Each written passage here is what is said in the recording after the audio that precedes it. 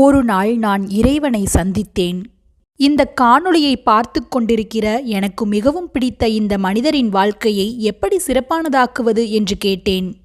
அதற்கு இறைவன், அந்த நண்பரின் அறையில் உள்ள ஒவ்வொரு பொருளிடமும் காதை வைத்து கேட்கச் சொல், அது ரகசியத்தை சொல்லும் என்றார். மேற்கூரை சொன்னது, என்னைப் போல் எண்ணங்களை உயர்வாகவை.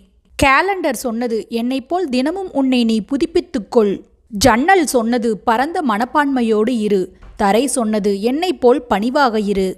படிக்கட்டுகள் சொன்னது, வாழ்க்கையில் ஒவ்வொரு உயர்வை அடையும் போதும் கவனமாக இரு.